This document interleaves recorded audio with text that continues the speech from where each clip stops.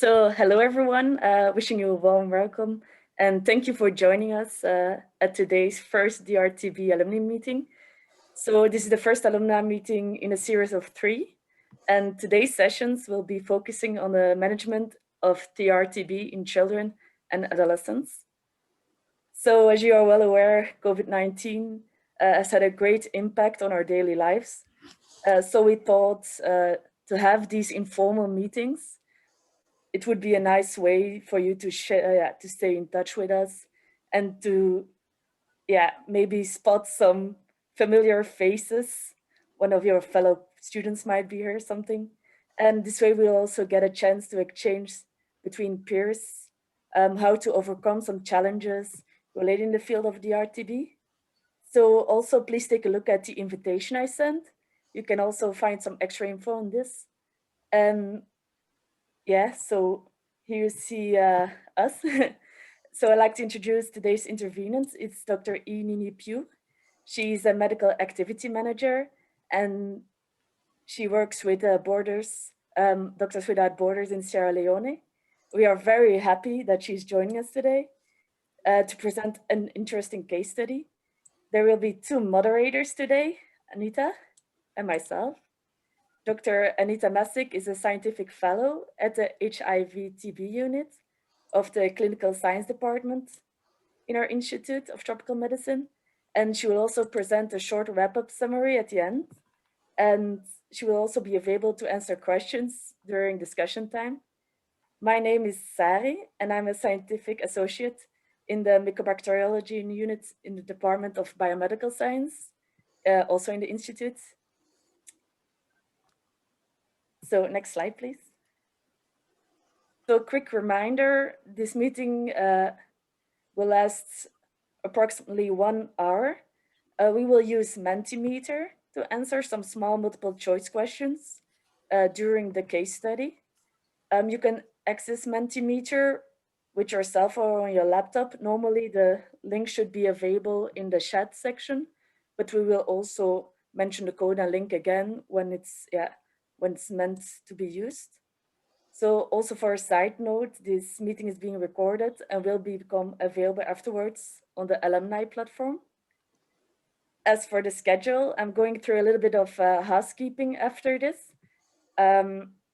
just to have some rules and to give you some information how to be able to talk and when you can ask questions or how you should do that. And after that, I will give the floor to Dr. E, who will present her case study. Then we will have a short discussion to answer some questions, and Dr. Anita will wrap up this meeting with a short presentation. So next slide, please. Thank you. So I would like to emphasize that this is not a webinar, so it's an informal meeting. We really appreciate interaction with you. It's very much welcome at different points of the meeting. So we'll go through some housekeeping rules to keep the overview. So during the meeting, all participants will be muted. This to avoid background noise and interference during the presentation. You will be able to ask questions during the presentation by clicking on the chat functionality, where after the following screen pops up, it's the white screen. I hope everybody sees it. If not, you can put it in the chat and we will help you find it. Then all these questions will be gathered by myself and I will provide them to Dr. Anita so she can see how to answer these questions after the first presentation of Dr. E. Then if you want to comment during the discussion, you can just raise your hand. So normally you can find this tool if you click on reactions at the bottom of your screen. It's mostly at the right. You can put the raise hand icon. And then if we give permission, you can unmute yourself because everybody will be muted from the start. And after that, you can ask your question and then you can lower your hand again by clicking on the lower hand symbol. I give the floor now to Dr. E. Who will start her presentation. Thank you. Dr. E, don't forget you need to unmute yourself. I forgot. Yeah, it's okay. Yeah. So good afternoon, everyone, and thank you so much for giving me a chance to present a case. I'm gonna present about a challenging case of pediatric TB, and the patient is from Afghanistan, Kandahar, MSF TB project. So here is a little bit of info about the Afghanistan healthcare and the TB care. Afghanistan is one of the high TB and DRTB burden country, and there is also high burden of fluoroquinolone resistance. So basically, more than 50% of our cohort in Kandahar project, they have fluoroquinolone resistant. And on the top, there is also limited access to the diagnosis and treatment of TB, DRTB, plus in general, poor access to the healthcare due to the security constraint and ongoing fighting. Next slide, please. So here is a 4-year-old girl with a presentation of fever and anorexia for more than a week in August 2019. The child was completely conscious and active, and chest examination clear, and abdominal there is no abnormality, and there is no signs of meningism. So previously the child is very healthy with no complaints and no significant past medical history. Next slide. So you go to the www.menti.com and use this code for the question number 1 to answer.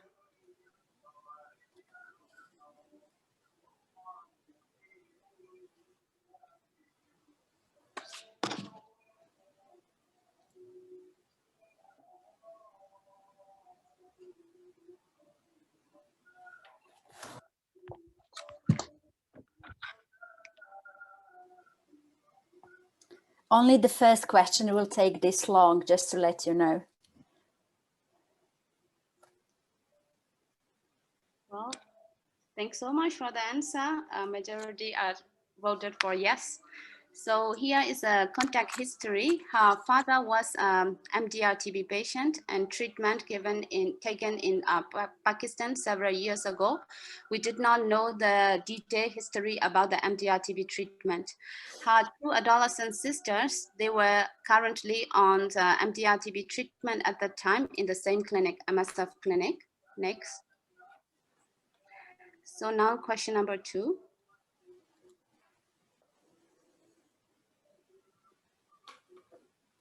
It's the same question.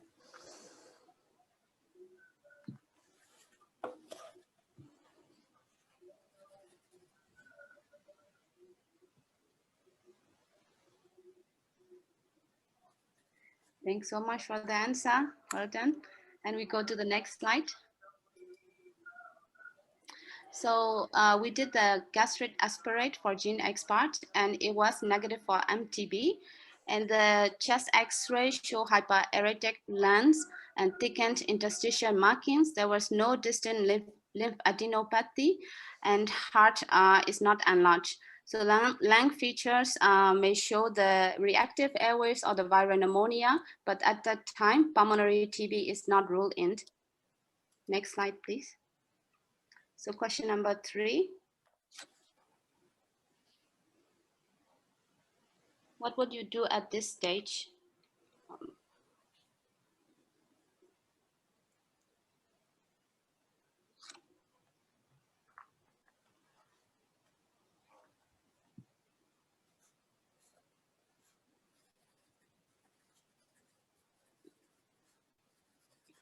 Yeah, variety of answers. Next, please. Mm-hmm. So after 2 weeks later, the child was admitted to the government hospital, the pediatric ward, with the diagnosis of meningitis, clinical diagnosis of meningitis. So they did the gene expert on CSF and MTB not detected. And CSF analysis showed the neutrophilia and 90% lymphocytes with 10% neutrophils. High sugar and high protein Penti test was positive. So they repeat the gastric lavage for gene expert and MTB state not detected. Next, please. And question number 4.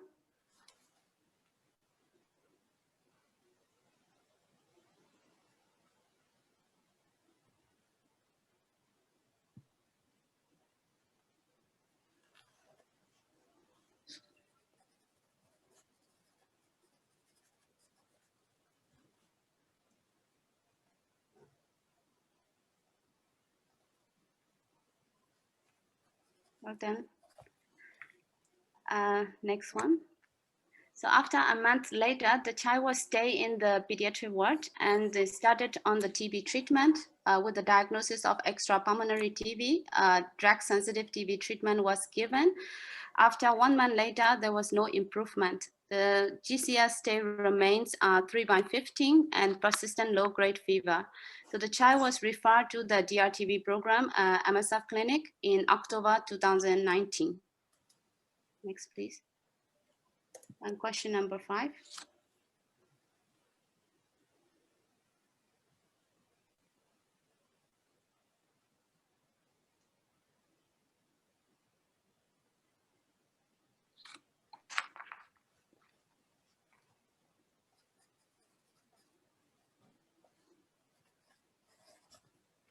Yeah, well done. Next one. So we did the CT scan and it shows the hydrocephalus. So one of the major complications of TB meningitis. So the child was referred to the neurosurgeon for the shunt, and CSF and gastric aspirates were repeated again, but stay gene X part was negative.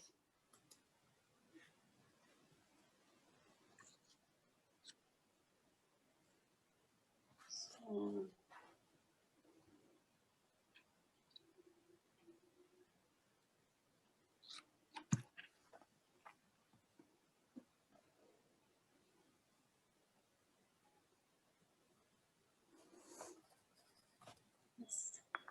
yeah, we go for the next one. Question number 7.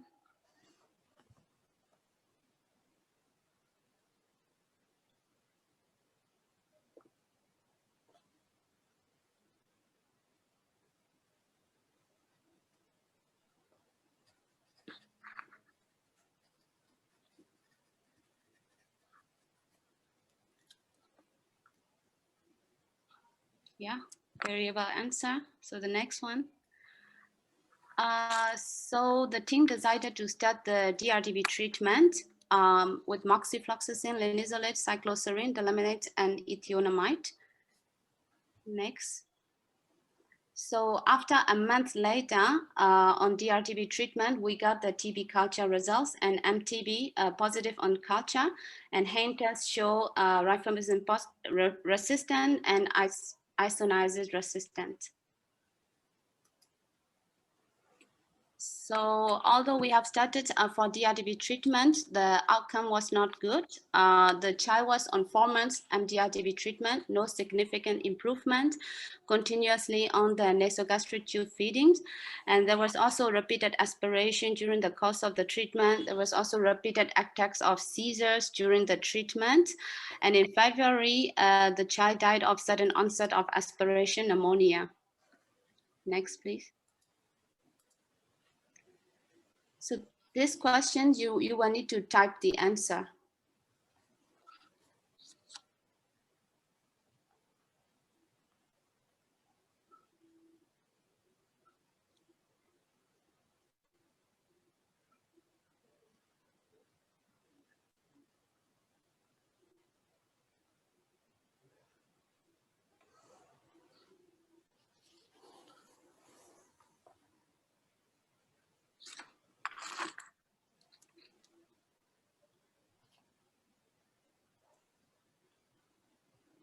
Yeah, so many varieties.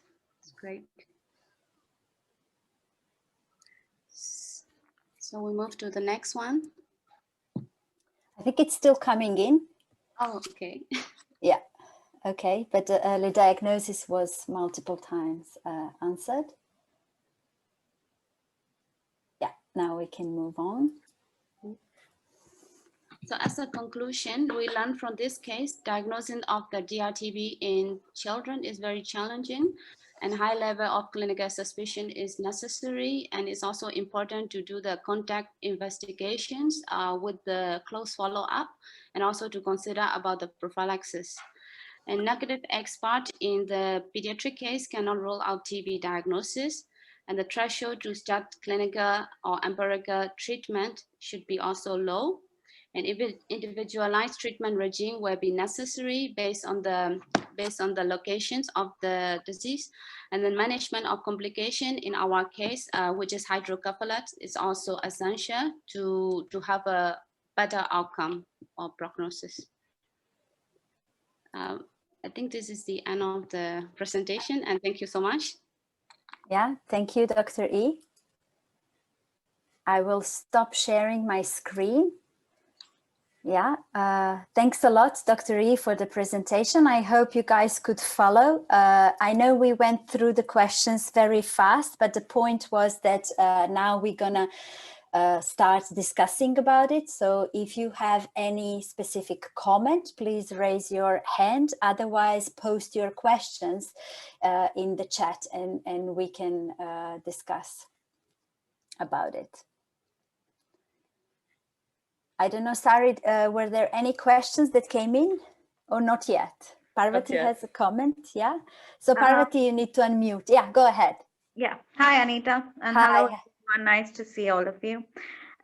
So Anita, I think it was the second or third question where they actually talk about starting prophylaxis. I don't know what your opinion on this is, but I would have a very low threshold for starting treatment, and I would have started at this time itself. So, but that's not the answer which was correct. Yeah, so it is, I mean, the correct answer was that you would closely follow up the child because we thought the history of TB symptoms was actually very short. And you are right, in that circumstances, your threshold to start a treatment would be very low. But we also wanted to trigger people to think about possible prophylaxis in those who might not have symptoms and in those who don't come to you with certain complaints, but you just get them through your contact screening. So indeed, you are right. In some cases, you would consider starting treatment very early, even if the symptoms are very short. But in this specific case, they just presented to Dr. E within a few days after having some fever. Yeah. Okay, I think I could start answering the question. I don't know if Elizabeth would like to comment or would like to answer the questions. Should I look at your question, Elizabeth? My question is not there. It's not typed. I wanted to ask a question, so I raised up my hand. Yeah, go ahead. Go ahead. Yeah, following on Pavati's question on the prophylaxis, I was just wondering if there is DRTB prophylaxis, because there is drug-sensitive TB prophylaxis, but is there one for DRTB? That is the first question. And the second question is, did they know about the contact history from the very beginning, or it was a later thing that came from the history? Because it was quite it was quite challenging to know that they knew about the father's history and the two sisters, and they didn't send this child much earlier. Just a clarification. So 2 questions, I think. Thank you. I think Dr. E could answer the second part. Yes. So basically, in the first presentation, the child has only fever and anorexia. So the other clinical examinations, they were normal, and also like chest X-ray, gene X, but they were also normal. So this ones, we did not decide to start. But then after like 2 weeks later, all of a sudden, there's a development of the meningitis, and the child was admitted to the hospital. So not to our ward, but to the hospital, general government hospital. So yeah, so at the time, we did not really know that, okay, we suspect for the DRTB in this child until she was admitted at the hospital. Yeah.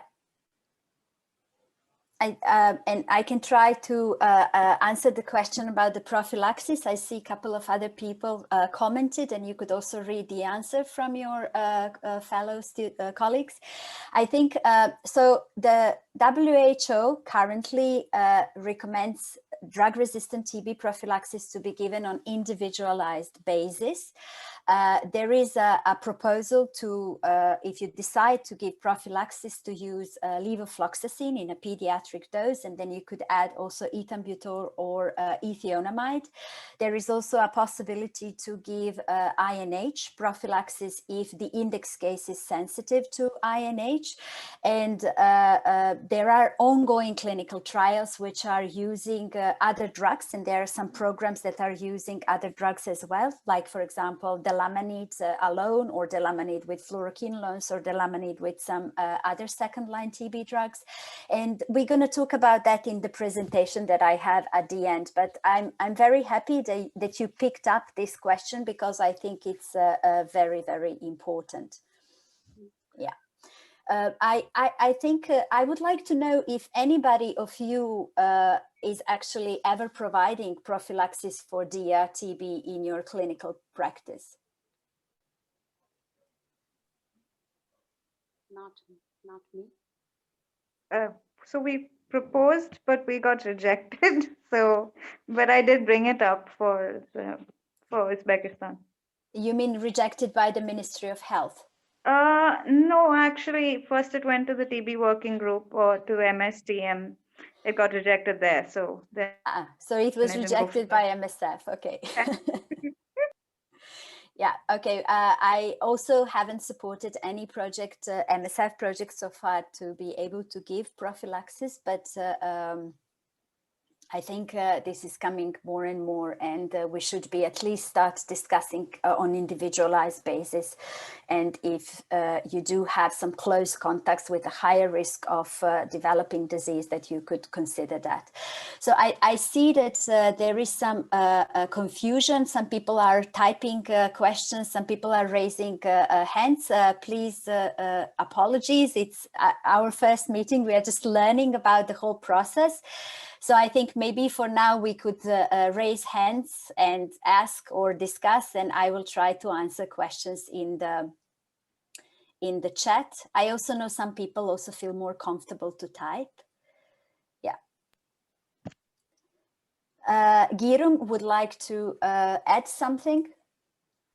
Yeah, thank you very much. It is a nice case summary of the patient, and it will give us a lot of things to learn from the case. So my concern is regarding the prophylaxis. Yeah, it's clearly recommended by WHO, but for this particular case, I don't really go for prophylaxis, because like the symptoms from the beginning are enough, like not to give prophylaxis at all. So we need to have picked the diagnosis of TB, whatever it is, from the beginning. Keep in mind, follow the patient. If things are going in the wrong way, there is a room for empirical treatment of TB, having a multiple contact of MDR TB. So for this particular case, I don't think prophylaxis will not be eligible. The second one is, if we are able to treat this patient with TB, it would have been from the beginning by MDR TB regimen. It will not be by first-line TB treatment, because she has the common symptom complex, like fever and anorexia for 4-year-old child is quite enough to consider TB, having 3 contacts of MDR TB. So if we are dedicated to treat with anti-TB this patient, it would have been MDR TB regimen from the beginning. So these are my 2 thoughts. Thank you very much. Yeah. Yeah, thanks a lot, Girum. I don't know, Parvati, do you have a reflection to what Girum said, or it's a different topic? No, I just want to say I agree with what he said, because also since levofloxacin would be a core drug, we have to completely rule out TB before giving it. Otherwise, you would risk amplification of resistance. Yeah, so in this particular case, when the child came to the clinic, to the DRTB clinic as a contact first, was completely screened, and based on our screening algorithm, which includes clinical assessment, which includes also the gastric aspiration without symptoms and chest X-ray, that's baseline before she had any symptoms. She was actually negative, and I think that could be a moment to start the prophylaxis. When she came back with the symptoms a couple of weeks after the contact tracing when her sisters were diagnosed with drug-resistant TB. When she came with symptoms, that was already probably more challenging to decide, should you give prophylaxis. I think that was the moment when you start following up the child to decide, are you going to start DRTB treatment immediately, as was one option, or you're gonna give yourself a week or 2 weeks time to assess the clinical condition. Somebody was suggesting, I think Aimigul, maybe to give antibiotics, because the short history, there was a very short history of clinical symptoms. And don't forget, we saw this child a couple of weeks before she developed the symptoms. I think that was not emphasized in the case discussion. Regarding the second very important point, and I think this is the moment to move there, would be starting the DS or DRTB treatment. Please just remember that the child did not come to the DRTB clinic. She was referred from a primary healthcare center to a hospital. And in the hospital, there was no history taken, or the family didn't disclose that half of her family members are receiving DRTB treatment. So the hospital basically had no clue about her DRTB history, and that is why they started the DSTB treatment. So this child was really completely missed, even by MSF team who was doing the ward rounds. They didn't recognize the child, neither the family reported themselves to MSF team that they are hospitalized. But I agree, there was no point of starting the STB treatment with that history. I think Ali was the one who had a raised hand before Girum.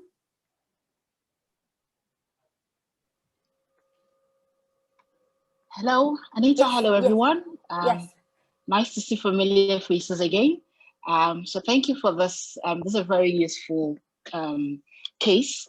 And I think it portrays the difficulty in managing children, generally, and then TB particularly in children.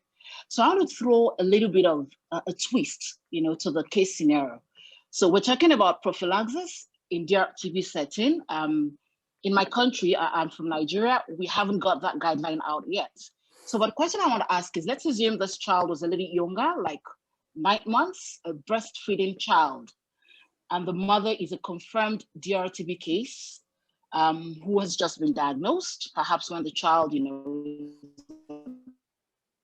about that 9, 10. I think we have lost you. The child is largest, given that this was. Maybe the last sentence. Hello, can you hear me? Yes, but last sentence. Hello. So I was asking, okay, great. So if the mother is confirmed DRTB, she has a breastfeeding child, what would we do, given that we don't have guidelines yet on prophylaxis for DRTB? Yeah, I think that's a great question. I don't know if any of fellow colleagues would like to propose something. What would you do in a 9-month-old child born to a mother who's on DRTB treatment? Do you have any suggestions for Ali? With or without symptoms? Is the child symptomatic? No. So in fact, the mother is newly diagnosed. She's not yet on any treatment, so we know she's highly infectious. So that's my concern. A mother who's just been diagnosed, she has an infant. What do you do at that point in time to avoid, transmission when the mother is not yet on drugs? Parvati, would you like to respond to this? Okay, so if it was an asymptomatic child, well, the problem is I don't know if we even have the formulation for levoflox for a 9-month-old. So compounding in itself would be a big headache. So if you don't have the guidelines, chances are you don't have the ability to compound also. So I would just follow up this child very closely, maybe every 2 weeks to a month. But I don't know. That's the limitation of the setting. Yeah, I think this is a great topic, maybe to plan for one of the future alumni meetings, we could also, Anita, yes, yeah, go can ahead. I comment? Yeah. Yes, please, of course. Yeah. We're just talking about the drugs that are available for DRTB prophylaxis. And so for this child, I would suggest to also look at the sensitivity parting of isoniazid, because there is dispensable isoniazid for 9 months, so 9 months old. So if that child, that mother, in this case, has doesn't have, let's say, a CAT-G mutation and it's a INH mutation for the MDR-TB, then you could consider giving isoniazid prophylaxis to the child. Other than that, I agree with Parvati that because of the formulations available for children, and it is not really available really for children, most of them are for adults. That's one of the things that makes pediatric TB management very difficult. So with that, knowing that there are no formulations available, if you can take the child away from the mother during the intensive phase of treatment until the mother is not infectious, that would be a good thing to do, so that they sort of express breast milk and give to the child, so that you limit the contacts and exposure of the child to the mother, who is there in this case at the moment. Thanks. Thank you. Thank you. I think Girum was the first one who raised the hands. Would you like to reflect on this? Yes, so like I do have a lot of experience of the same case scenario that my colleague from Nigeria has raised. So in a country like us who doesn't accept like MDR-TB prophylaxis, it's always difficult to start an infant on MDR-TB treatment. One thing is it is very difficult to diagnose them, and the other thing is about the formulation. So far our experience is I would prefer like conservative management of the infant, like isolating and taking care of the child, not to produce ongoing transmission from the mother to the child. In the meantime, to keep our eyes and watch for the coming TB symptom complex. Otherwise, if you don't have any background of TB in the child, rushing into treating the child with full dose of anti-TB, or like giving the prophylaxis that will not be work very enough, will not be feasible. So just we usually keep monitoring the child. At a point where we see any suspicion for TB, that will be a point to start MDR TB. Still, the next challenge is we may not get a full the child combination. So we crash the tablet, and we have a lot of experience crashing, dissolving it in a water, and administering. So I have treated about 3 infants who get the MDR-TB from their contact, but it is very difficult to diagnose. In the meantime, it is very difficult even to treat them. So what we follow is we isolate the mother and the child. They have to contact only during the breastfeeding. Otherwise, the infant should have a caregiver.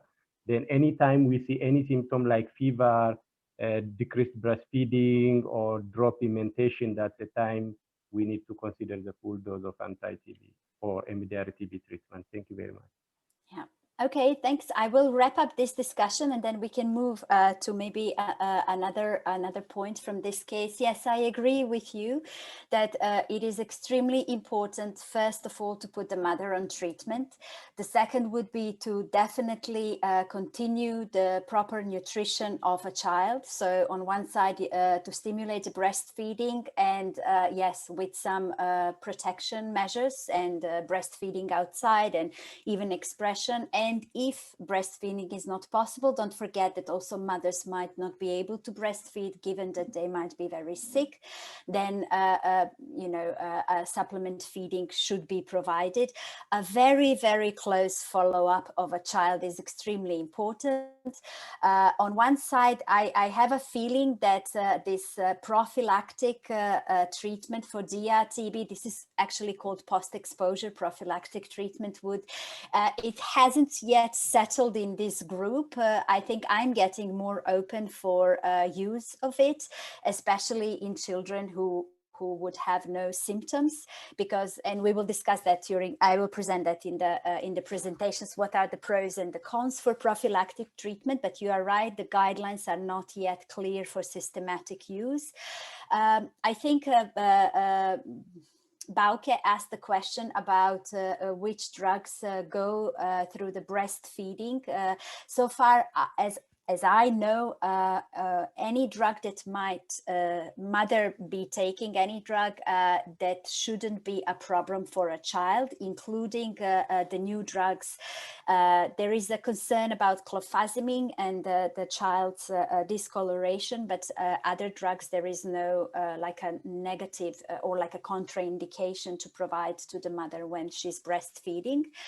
I think this is a great topic to discuss in one of our future alumni meetings, and we can also prepare an interesting case to talk about it. So I would like to move further on some other issues, because we have maybe 5 more minutes for the discussion. Dr. E, do you want to reflect on something else, or? Yes, because from this case, there was a lesson learned in our project at the time, and then after that we did the intensive contact tracing for all the pediatric cases, and then some of the case we found gene expert was stay negative, but then we initiate MDR-TB treatment based on the contact history and also based on the resistant profile. And then when we sent for the culture results was found to be positive. Yeah, there was a question if from which sample. That was a CSF culture. I think it was a miracle that it actually grew because of the transportation time, but at the end, yes, the culture grew, but the child was already on treatment at that time. The point that Dr. E raised, I think, is extremely important, and it's a painful lesson we learn in this Kandahar project, that is, when you do have small children, close contacts with DR-TB cases, it might not be enough to just screen them at once when index case start the treatment. You need to keep touch with the family and constantly assess the clinical condition of the children at home if they were not given prophylaxis. So if this child would be followed up closer, maybe we would avoid such a terrible outcome. Okay, I do have a question. No, so we don't do PPD in Afghanistan. It's not available, and it's also not part of the national guideline. Yeah, I took a note on pregnancy and took a note on DR-TB prophylaxis in infants, and maybe we could organize another meeting addressing this issue. But I would like to get your opinion, because the answers were quite different. Why some of you decided not to start the treatment despite even when you know the history, you know the meningitis was diagnosed, and indeed there were 3 times gene expert test negatives, but some of you didn't decide to start the treatment for DR-TB. Was that based on gene expert result or something else? Maybe somebody typed in by mistake. It's Dr. E, do you want to comment, or that's your hand from before? That's the one from before. Yeah, okay, good. Yeah, I think we all agree now that in such cases, when we do have a negative gene expert result, even if it would be ultra gene expert, we can't rule out TB. The sensitivity is very low in children in any sample, but particularly in extrapulmonary samples. Okay, maybe, I don't know if there are any other comments that people would like to make. I summarize what you have learned from the case, and I'm very happy to see that early diagnosis and early treatment dominates. You've also learned that gene expert cannot be the rule out test. Close follow-up of the contacts who initially were symptom negative and didn't start the treatment is extremely important in such a vulnerable population as children under 5. So if nobody else has a... Can I interrupt a moment? Yes, of course. Yes, sorry. It's because I was thinking now, although the treatment was started a bit late, no, because initially it was drug-sensitive treatment, but I thought the child was going to show at least some kind of improvement after we started the DRTB treatment. Why? How did they explain? Was the problem that the hydrocephalus was not well resolved, or was why? We didn't see any response. Dr. E, do you want to respond to this? Yes, the child was improved only slightly. GCS become like 6/15 from 3/15. But the thing is that there is also repeated attack of seizures. Although the child was on the shunt, it was not really helping. And second thing is that we have a difficulty in managing the seizures because of the interaction with the DRTB drugs. And levetiracetam was available, but then off and on. So at the end, I think there was aspiration pneumonia, and we managed frequently, but then there was a last time sudden attack of the aspiration pneumonia, and then we were not able to save her. Yeah. Okay, and related with it, did you give also steroids to this child? Yes, we also give. There was no improvement. Yeah. And on top of this child also had measles in the middle of this whole story, because there was a measles outbreak in the hospital, but we thought we used the case for learning, so this information will be withheld. Yeah, but there was a bit of an improvement. I remember when I saw the child, she was responding to pain, and yeah, there was a slight improvement, and we hoped she will make it, but yeah, unfortunately not. Parvati, do you want to comment? I will take just one more comment for Parvati, and then we will have to move to the presentation. Parvati, go ahead. Hi, Anita. Actually, I wanted to tweak the case a little, because this is based on what someone asked me once. It was an advanced HIV project, and it was a child whose TB was diagnosed by TB LAM. Obviously, little in the middle of nowhere, no access to expert, no access to anything, no way to screen the family, test the family. What would you do in that case? Yeah, let's ask other people. Is there anybody who has idea what would you do in South Sudan when you diagnose TB meningitis in a child, symptomatic child? You do TB LAM and you diagnose TB meningitis. Any idea? Maybe Parvati, from you, some suggestions? Yeah, so in this case, so I asked all the questions. Obviously, they don't have anything. So I think the decision was to go ahead with the STB treatment, because the prevalence of DRTB wasn't that high in that area. And yeah, and then follow up the child and see how the child is doing. But I was wondering if there would have been any other, whether you would recommend anything else. Yeah, I think first is, would you start TB treatment? Yes, we all agree we would start TB treatment with steroids, definitely. Then the second for me would be, what is the background prevalence? What is the possibility that this child has drug-resistant TB? Was there any contact with a suspected DRTB case or a confirmed DRTB case? The third is child HIV positive as well? Because if the child is HIV positive, it is an advanced HIV disease, then you have to think about also other infections and include screening for crypto, think about other possible CNS infections like toxoplasmosis and so on. So yeah, I guess what the approach you have taken is appropriate one. Okay, there was just, I remembered now in my notes, there was also a question about which drugs penetrate CSF barrier, and most of you answered correctly. So the drugs that you should always consider adding in the DRTB treatment regimen for meningitis should be linezolid, fluoroquinolones, cycloserine, ethionamide. Those are the drugs that penetrate well and that we know of. For delamanid and bedaquiline, we don't know yet. Apparently, delamanid will have has a better penetration, so it could be considered. For bedaquiline, we don't know yet, and we also know that bedaquiline is recommended for children age less than 6.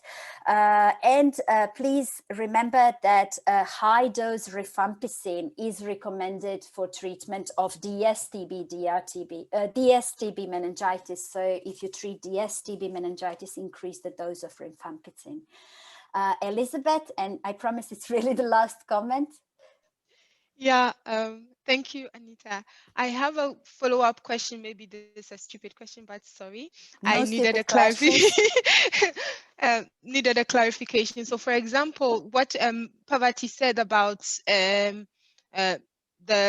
prevalence of DRTB in South Sudan population not being high, and so DSTB treatment was gone for. Should there be a modification of the treatment, for example? So we are going to increase the rifampicin dose. So, but should you add on a fluoroquinolone, for example, to increase your chances of covering up a possible DRTB meningitis? I don't know, you get my point. Should there be a modification of treatment? That is my question. Yeah, I honestly don't know. I think that would be case by case based. And what I wouldn't do is to just add levofloxacin into DSTB treatment without excluding a possibility of drug-resistant TB, because that's not what you should be doing. Then you might lose levofloxacin. I know that in some cases that I've been involved with, we adapted the treatment regimen, but as I said, it's very difficult to give a straight black and white answer, to have a recommendation for each case. You would really have to weigh in a lot of factors, including the history, the baseline prevalence. At least the best what you could do is to start with a high dose rifampicin. And I see that this is not done, even though it has been already for a couple of years recommended by WHO. Okay, so I have to go to the presentation because we will be over time. We have 9 minutes left, and I know my presentation is a bit longer. So I will now share the screen again. Oh, okay, first I will share the screen. I think I'm getting used to this. Okay. Yep. Do you guys see my screen? I can't see you. Can somebody just say? Okay, perfect. Yes. So this is really just a wrap up. Let's start with the burden. If you see this slide, it's a little bit crowded, but what you could see in the middle of the slide is the cascade of DRTB care in children, and in the boxes you could see some comments on the gaps. The truth is that we don't know what is the burden of DRTB in pediatric population. A lot of extrapolation is done from the adult population. A lot of estimations are done from the modeling studies, and this is simply because the diagnostic criteria are not unique. The guidelines are not clear. Also, the notification of cases is not systematic in certain places. Cases that are diagnosed in tertiary hospitals or through just the clinical assessment sometimes might not end up in the National TB Program registers. And the numbers are still not very well known. But if you look at the cascade, we could all agree that there is is a very big missing information about how many children are exposed to drug-resistant TB and how many of them have drug-resistant TB infection. We know that there is a very limited active contact tracing and very limited provision of the preventative treatment for drug-resistant TB. But the last estimation, which comes from a modeling study, is that there is around 2 million children globally with DRTB infection. Estimation is that 32,000 children develop DRTB disease per year. And how many of them is diagnosed? Again, it is unknown. And we know that there are multiple difficulties in diagnosis drug-resistant TB, from getting the specimens, getting access to the laboratory, difficulties confirming the diagnosis through bacteriological testing due to sensitivity issues, but also a very huge lack of awareness and training among the healthcare workers, because it is a challenging topic, and even people who manage drug-resistant TB with adults don't feel comfortable with managing drug-resistant TB in children. We know now that in 2019, 5,600 children started DRTB treatment. That's a good news. The numbers are increasing, but again, there are major challenges. There is a very poor access to child-friendly drug formulations. There is a limited guidance on optimal clinical regimen. What is the best treatment regimen? How long should this be? We still don't know. The only good news in this cascade is that when child is treated for drug-resistant TB, it will have a much better treatment outcomes than adults. And that is probably because of the post-bacillary TB, but also better tolerance. This slide shows what is the risk of developing disease if you have been infected with DRTB. This is a bit of an older concept where we just talk about the infection and disease. Nowadays, we also talk in between condition, which is called subclinical TB, but I'm not commenting on that now. What you should remember is that children are at high risk of developing TB disease once when they are infected. This is particularly high in children under age of 2 and young adolescents. If they are about to develop TB disease, that will happen within 2 years of being in contact with DRTB, 2 years after infection. And that is why I really emphasize, when you have an index case on treatment for 2 years or 9 months, depending on how long is the DRTB treatment in your program, you have a great opportunity to follow up the family over the time, at least to ask the index case, how are the children doing? Are they gaining weight? And repeat the contact tracing if you can. I know the resources are not unlimited, but keep an eye on those particular age groups, particularly children under age of 2. Oh, sorry. Yeah. In terms of the post-exposure prophylaxis, we talked a lot about it, and this is a good topic also for the future webinar, future meetings. There are pros and cons. So why should we decide? Because there is a high risk of progressing to disease, and if we treat infection, we can avoid that. We know that the treatment of disease is long, toxic, it costs a lot of money. Prophylaxis is relatively safe. There is a very low risk of generating resistance, and modeling studies suggest that it is cost effective on a programmatic level. But against the evidence is not straightforward. That's why we also don't have a very clear recommendations or guidelines for WHO. It's not risk-free. Certain drugs can cause adverse events. And yes, you were all right. We don't have proper formulations. I think for levofloxacin, it is available in the market to have fluoroquinolones in syrup. There is also now bedaquiline in syrup, but we will talk about that later. So options are increasing, but very, very slowly. I apologize for this slide.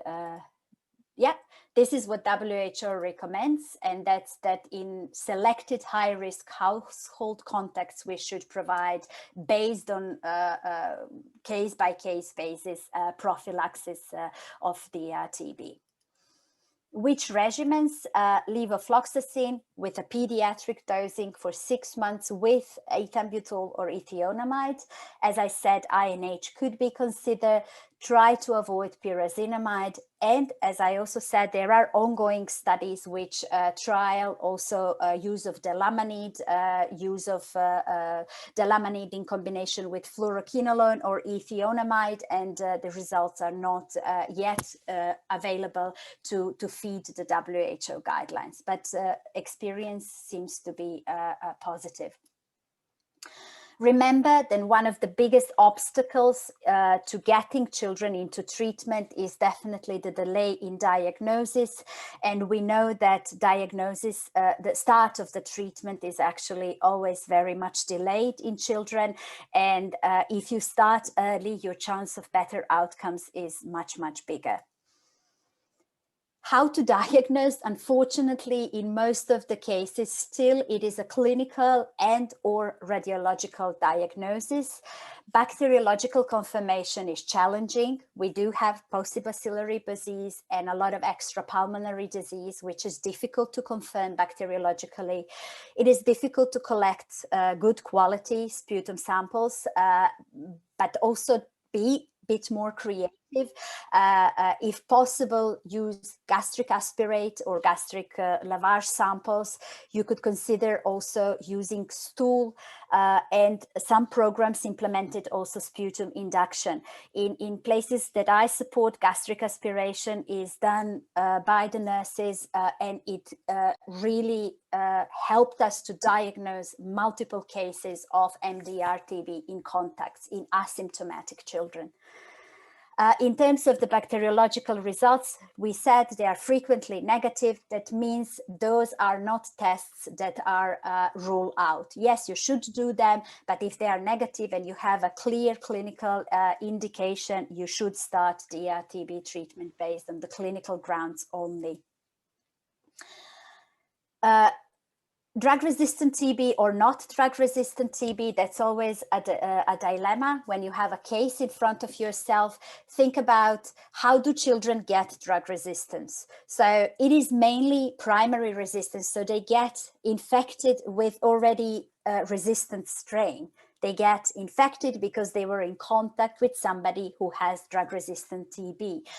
And it is much more difficult for children to acquire drug resistance because of the postbacillary disease. We learned that in the DRTB course. You need a multiplication of bacilli to feed into acquired DRTB. So the most important here is also to find, was this child in contact with somebody who might be having drug-resistant TB on treatment, on failing treatment, or even on successful treatment. Is the resistance the same? The studies show that the concordance between the index case and the contact case DST result is actually huge. In children, it goes up to 88% concordance. That means that you could use the index case resistance pattern to define the regimen for your child. In adults is a bit less, but it is still quite high. So just remember when to suspect DRTB in a child: close contact with somebody who might be having TB in household or in a school, but not just people who are on treatment, close contact with a suspected DRTB. What we started to ask in Afghanistan is, do you have anybody in family who has been coughing for a long time, being treated for TB for a long time? And in multiple families, we find a grandmother or an old uncle who has been treated for TB for a long, long time and still coughing, still not gaining weight. And this is a possible DRTB. If you do have a child who has a relapse after previous TB treatment, think about DRTB, and a child who doesn't improve on DSTB treatment in the first 2 to 3 months, because the children usually rapidly respond with a positive response to any TB treatment. In terms of the treatment regimens, you all know this. This is from the WHO guideline.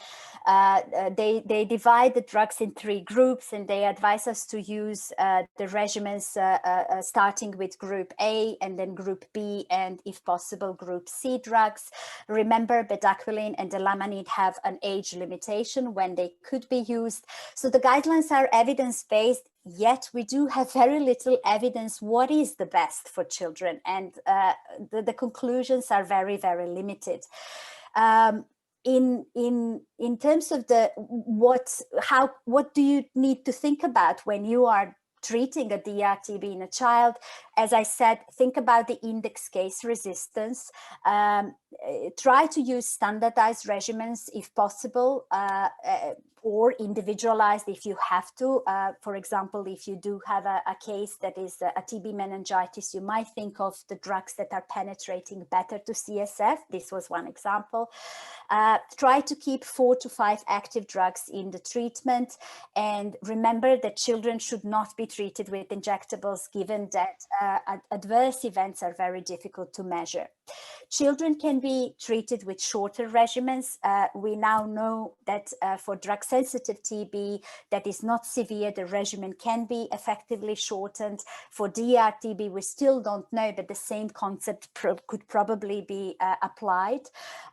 We usually treat children for 9 to 12 months if they are not severe, and 18 months if they are severe. Use child-friendly formulations. Keep an eye what formulations are available. I know you have you don't have an unlimited option of possibilities to order different formulations, but I'm just telling you the number of formulations is increasing, and they can be even some countries could even get donations. So there are programs that could support you, and be careful about the dosing. Children respond quickly to DRTB treatment. They gain weight, and you need to catch up with the dose increase of the dose. This is just a resource for you. There is a group of pediatric experts that formed this Sentinel project, and they all work on pediatric drug-resistant TB, and you could go to their site and find some guidelines which could be useful. They also provide this very nice table. What is the oh, sorry for this. When I touch my screen, it goes crazy. So they do provide recommendations like what could be possible regimens to use in pediatric TB, but the meaning of this slide was just to share resource with you. This is another resource, a very good guideline where in detail you can find how to administer the drugs to the children. Very good also charts with the dosing for different drugs, and you can download it for free. I use it a lot. I think it's a very good resource. And at the end, just to conclude, and we've learned this from the case, you need to screen the contacts systematically. Your children in the program mostly will come from the contact pool. So they usually get TB by being in contact with somebody in the family, and occasionally in the school or in a mosque. We had cases in Afghanistan like that, but it's mostly the family. Follow up, expose children closely, consider prophylaxis. It's certain that we're going to talk about prophylaxis more and more in the future. Have a high level of suspicion, closely monitor the body weight of a child over time. Treat, even if it is bacteriological, confirmation is not possible. We've learned this from this case. We had gene expert 3 times negative, and child had to have a treatment immediately. Remember that DRTB treatment is effective and well tolerated, but that doesn't mean you shouldn't be monitoring adverse events. You should. And use child-friendly formulations and dosing recommendations. Consult experts. If you do have a question, ask to the experts. If you go to the Sentinel project, there is also an email address, and you can write to their pediatric experts and ask them about, the management of your case, and the advice they provide is not obligatory, but it helped me a lot in the past. And I think that's it. This is my email address in case you have any questions. but I think I will stop sharing. We are 7 minutes over. I don't know if anybody else would like to say anything for the last. Oh, there was a lot of comments in the chat. Does anybody else want to give any feedback or anything else? Any comments? Any question? Prophylaxis should be given for 6 months. That's the current use. Yes, one question. I'm not sure I understood well. In the past, WHO was saying that if you decide to give prophylaxis, levofloxacin could be the best option. But reading your slides, I'm not sure. Now, what they recommend? Still levofloxacin alone or levofloxacin plus ethambutol or ethionamide? Yeah, they're very vague. So you could give levofloxacin alone, but you could also give it in a combination, particularly if well tolerated. Anita, you were talking about screening. I was just wondering how often we should screen after treatment initiation stroke culture conversion. We do 3 months in one project and 6 in another, but I was just wondering. You mean to screen children? Yeah. Yeah, so there is no evidence, I don't have an evidence-based answer, but I can tell you that in our project, from the moment the index case starts the treatment, we try to follow up children under 5 every 3 months. That is possible for some families, for some it's not. And even when the index case converts, we still continue as long as the index case is in care, which is 1 year after the treatment finishing, we try to follow up the contacts. But yeah, I don't have the numbers. How much is this successful? Should it be every 6 months instead of 3 months? I don't have that. We were so scared with this case that we now boosted our contact tracing, but yeah, it was not, I don't know if anybody else has a different. Can I ask a question, please? Yes, please. The case you mentioned about some gastric lavage the nurses did in your projects, and that really helped in picking asymptomatic cases. So in such cases, were the children given prophylaxis or they were treated fully since they were asymptomatic? Yeah, in Afghanistan, we don't give prophylaxis because we also have to follow MSF projects and the national MSF guidelines and national guidelines. But if the child is diagnosed by gastric lavage, they would immediately start the treatment. So if you do a gastric lavage in a child who has no symptoms, no reported symptoms, and you have a confirmation of TB, then you would start TB treatment, isn't it? The question is, would you start DRTB treatment if you would have no rifampicin resistance detected? That's also another level of decision making. We had cases like that, and we have started DRTB treatment. Yeah. Oh, okay. Thank you. Because of the contact history. I hope you got that. Contact history. Yes. Is extremely important.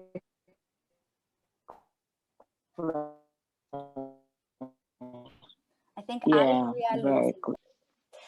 Okay, Sari, do you think it's time to conclude? I think so, yes. Yeah. I think we covered it all. Yeah, I think we covered all. This was the first meeting. We learned from it. What I would like to invite you is to give us feedback about what is that you would like to see in the following meetings. We have so far planned 3 meetings based on your feedback, like what is that you would like to hear. We received in the meantime more suggestions, but I think if you want something to be discussed, if you have an interesting case to present, if you have an interesting article to present, or either yours or you want like some more discussion about a certain publication, please let us know. We are happy to keep these informal meetings every month, as long as you keep joining them. Thank you to Dr. E